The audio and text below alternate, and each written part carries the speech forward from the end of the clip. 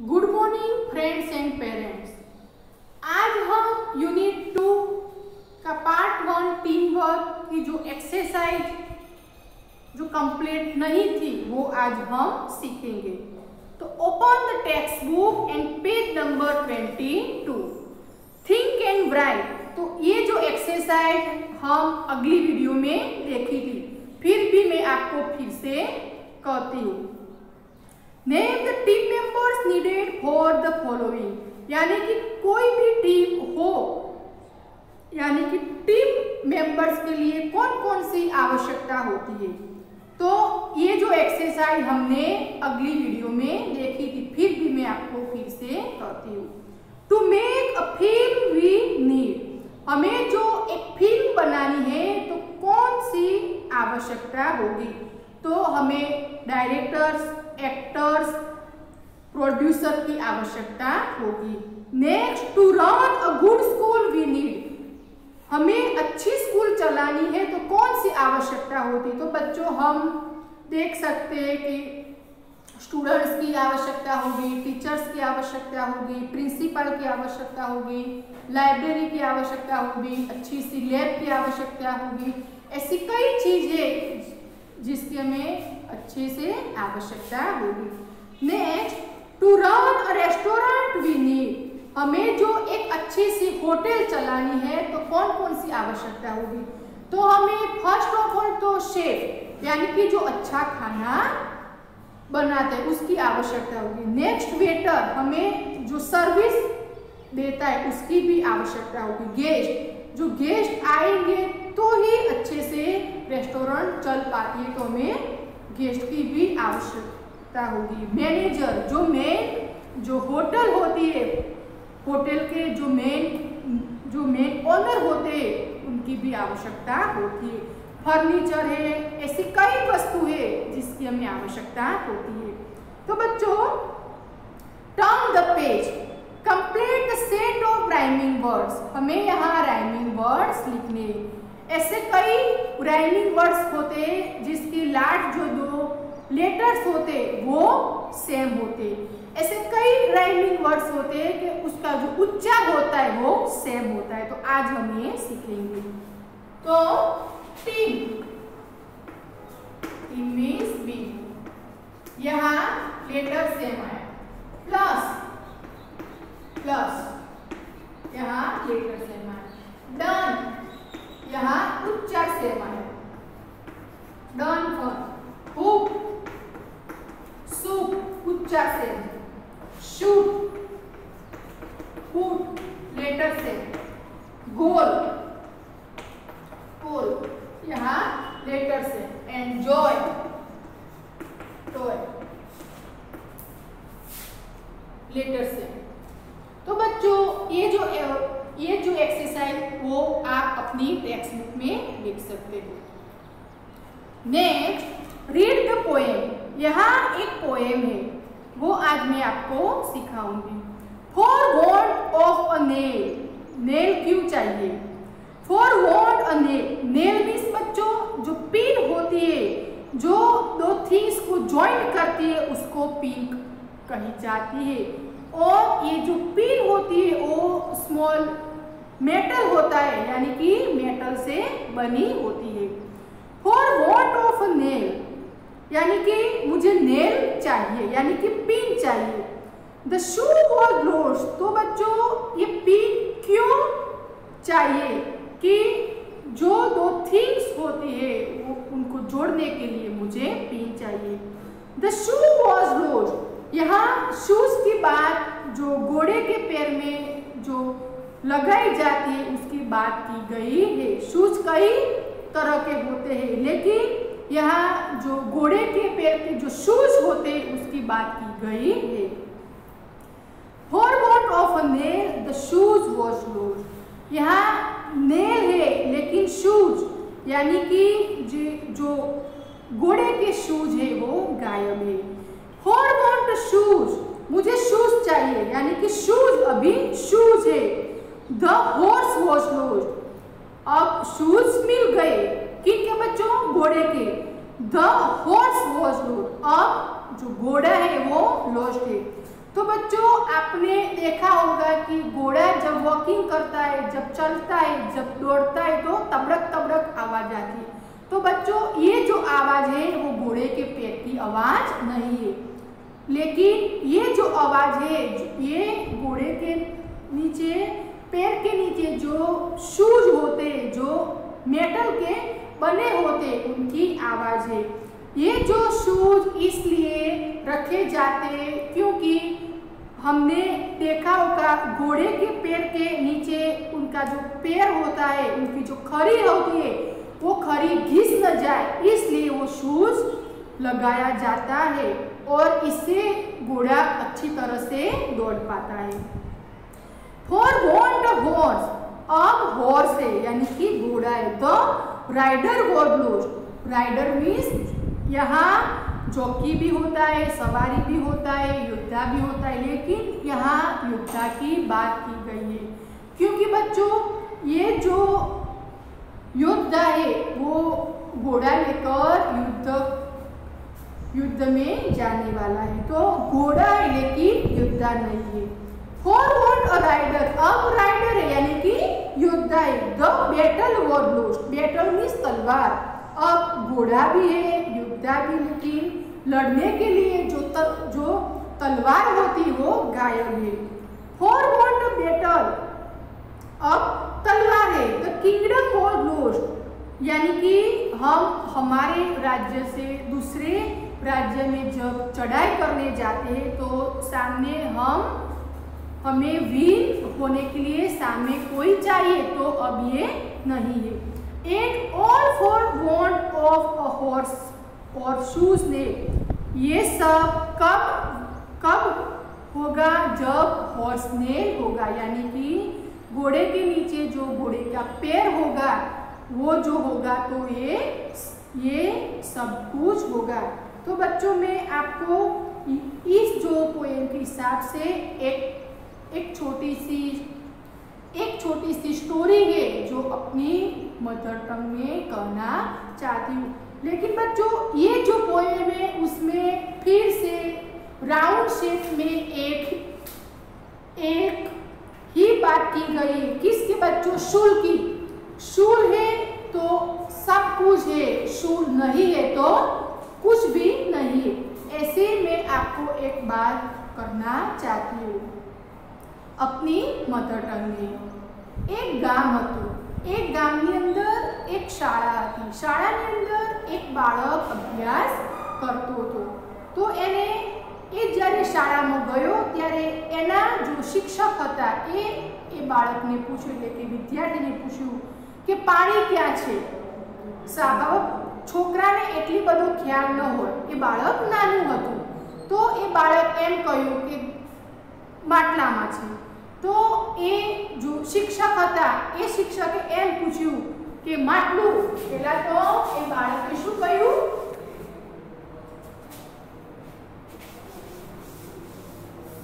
એ બાળકે શિક્ષકે શું કહ્યું, પાણી ક્યાં છે।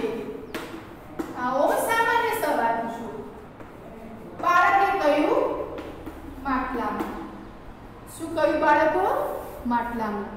तो પછી શિક્ષકે કહ્યું કે માટલું ક્યાં છે, તો એ કહ્યું કે પાણીયારી, એટલે કે જ્યાં આપણે આપણા ઘેર માટલું મૂકીએ છીએ જે પાણીયારું હોય છે તે પાણીયારી પર। પછી પેલા શિક્ષકે પૂછ્યું કે પાણીયારી ક્યાં છે, તો પેલો બાળકે કહ્યું રસોડામાં। એના પછી શિક્ષકે પૂછ્યું રસોડું ક્યાં છે, तो के घर में। एना पछी पेलो बाळके पेला शिक्षके पूछ्યું કે તારું ઘર ક્યાં છે, તો કે મોહલ્લામાં। એના પછી પેલો શિક્ષકે પૂછ્યું કે તારો મોહલ્લો ક્યાં છે, તો એ એમ કહ્યું કે ગામમાં। શિક્ષકે એમ પૂછ્યું કે તારું ગામ ક્યાં છે, તો કે તાલુકામાં। એના પછી શિક્ષકે કહ્યું કે તાલુકો ક્યાં છે, તો કે જિલ્લામાં। એના પછી શિક્ષકે એમ પૂછ્યું બાળકને જિલ્લો ક્યાં છે, કે રાજ્યમાં। એના પછી એક શિક્ષક એમ કહ્યું રાજ્ય ક્યાં છે કે દેશમાં। એના પછી શિક્ષકે એમ પૂછ્યું કે देश क्या છે તો કે ખંડમાં। तो પછી શિક્ષકે એમ પૂછ્યું કે ખંડ ક્યાં છે કે પૃથ્વી પર। तो શિક્ષકે એમ પૂછ્યું કે પાણી કે પૃથ્વી ક્યાં છે કે પાણીમાં। तो છેલ્લે બાળકો ક્યાં આવ્યું પાણી કે પાણી ક્યાં છે। આ જે વાર્તા પરથી આપણને એ શીખવા મળે છે કે કોઈ પણ વસ્તુ હોય એનું રોટેશન હોય છે। જેવી રીતે કે અહીંયા એક ઘોડાના શૂઝની વાત કરી હતી કે શૂઝ જો શૂઝ હશે તો બધું જ પોસિબલ છે। એ રીતે અહીંયા પણ એ જે છોકરાએ વાત કરી શું વાત કરી બાળકો મુકાઈ તે એક છોકરો શાળાએ ગયો એને એના શિક્ષકે એમ કે પાણી ક્યાં છે કે માટલામાં માટલું ક્યાં છે પાણીયારું ક્યાં છે રસોડામાં રસોડું ક્યાં છે ઘરમાં घर क्या છે મોહલ્લામાં મોહલ્લો ક્યાં છે ગામમાં ગામ ક્યાં છે તાલુકામાં તાલુકો ક્યાં છે જિલ્લામાં જિલ્લો ક્યાં છે રાજ્યમાં राज्य क्या છે દેશમાં દેશ ક્યાં છે ખંડમાં ખંડ ક્યાં છે પૃથ્વી પર શું પૃથ્વી ક્યાં છે પાણીનો। તો આ રીતે એ જે બાળક હતું એનું જે જનરલ નોલેજ કહેવાય એનો પણ વિકાસ થયો। Next Now from question for the answer given in the speech bubbles, हमें यहाँ आंसर दिए हैं। हमें इस आंसर से हिसाब से क्वेश्चन मार्क लिखने हैं। तो हम लिखेंगे The shoes was lost because of nail। Shoes lost है क्यों पिन क्योंकि पिन नहीं है यानी कि जो मेटल होती है तो ये पिन नहीं है तो शूज गायब है। क्यों बच्चों के नेल है तो उसका क्वेश्चन आएगा why was shoes lost shoes क्यों गायब है शूज क्यों गायब है। The shoes was lost because of nail कि पिन की वजह से शूज गायब है। Next the kingdom was lost because the battle could not be fought. Kingdom means राज्य मीन्स यानी कि जो योद्धा है वो गायब है क्योंकि बैटल मीन्स लड़ाई नहीं कर सकता। तो why was kingdom lost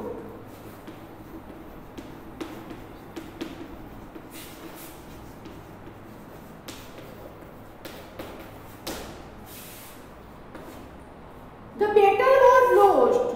battle गायब है because there was no rider। क्यों लेकिन कोई योद्धा नहीं है। तो why was battle lost।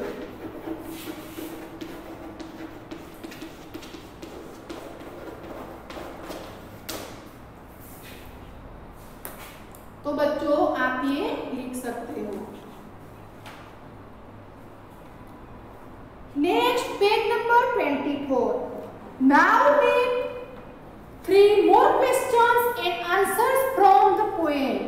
आपको अपनी तरह से नए 3 आंसर और क्वेश्चन बनाने। तो मैं आपको सिखा देती हूँ। फर्स्ट होगा how was kingdom lost.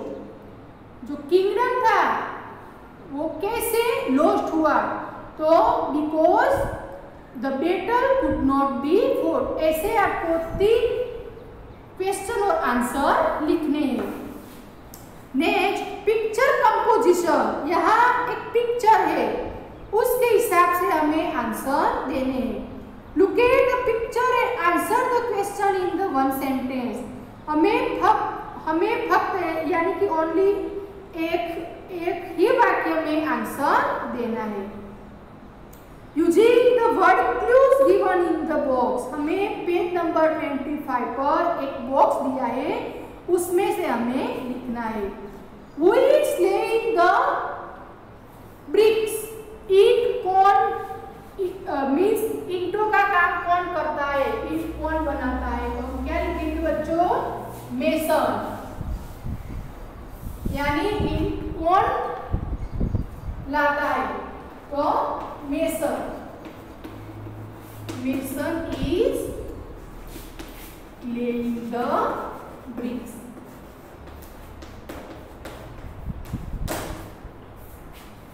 Who is holding the ladder? सीढ़ी कौन पकड़ता है, यानी कि सीढ़ी वाला काम? तो labour. Labour is holding the ladder.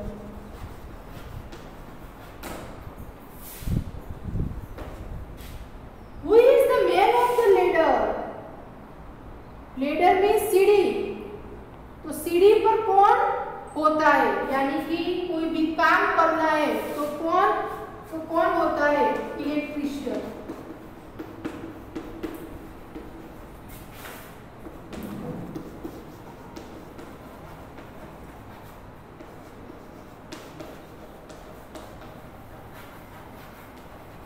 हमें ये आंसर आप पिक्चर में देख सकते हो, उसके हिसाब से करना है। तो आप बच्चों देख सकते हो,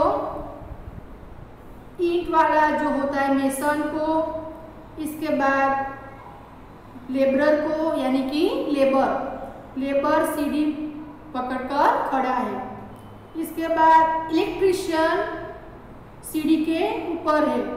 next, Who is making the door? Door कौन बनाता है? तो कारपेंटर।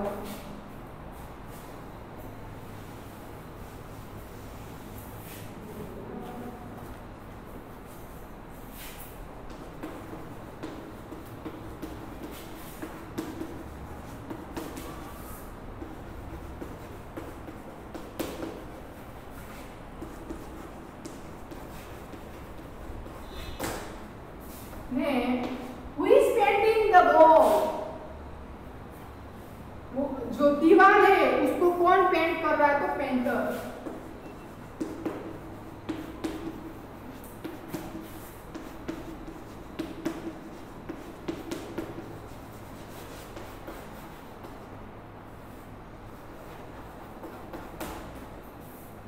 तो बच्चों आप ये अपनी टेक्स्ट बुक में लिख सकते हो।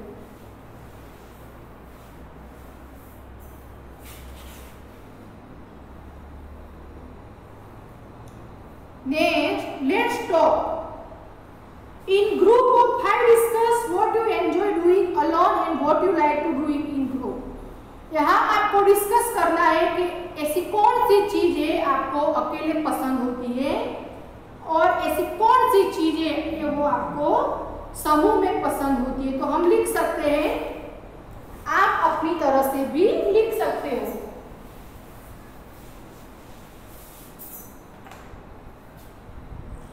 Alone and group। आप कोई भी आपको जो पसंद आए वो लिख सकते हो। मेरे ख्याल से वीडियो गेम अकेले पसंद होती है, watching TV,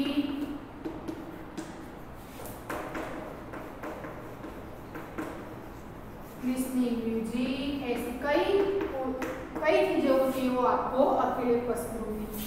playing cricket,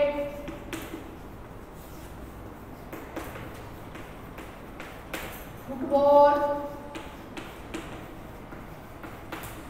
shopping, ऐसी कई चीजें होती है वो हमें ग्रुप में पसंद होती है। तो आप अपनी टेक्स्ट बुक में लिख सकते हो।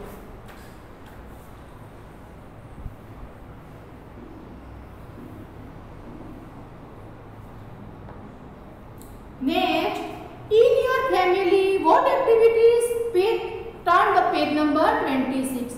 In your family, what activities are done individually and as the group? अपनी फैमिली में कौन कौन से ऐसे व्यक्ति हमें यहाँ लिख कर दिया है, तो उनको क्या क्या अकेले या ग्रुप में पसंद है। माई मदर डिसाइड, मेरी मम्मी को क्या पसंद है? अकेले प्रिपेयर लंच, यानी कि लंच प्रिपेयर करना यानी बनाना। आप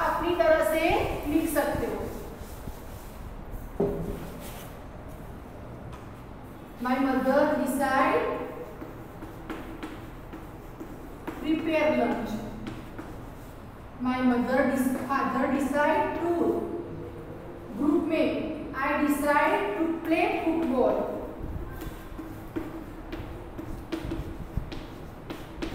And we decide eat together. साथ बैठकर खाना खाना. तो ये आप लिख सकते हो.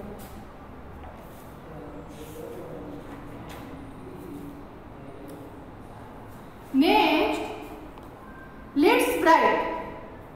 हमें यहाँ एक बॉक्स है, पजल है, इसमें 6 स्पेलिंग है वो दिए हैं. हमें ये ढूंढ के उसके ऊपर सर्कल करना है. इसके अलावा दूसरे 5 जो वर्ड्स है हमें ढूंढकर उस पर भी सर्कल करना है. तो ये जो एक्सरसाइज आपको होमवर्क में करनी है. Next page number 27.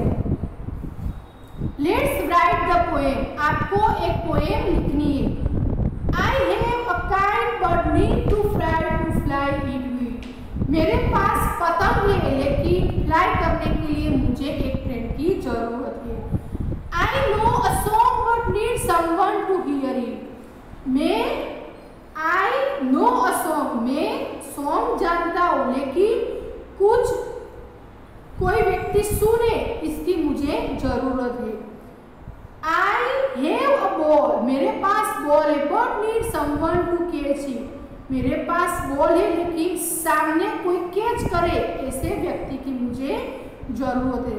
तो ऐसे जो 4 जो सेंटेंस आपको अपनी तरह से करने हैं.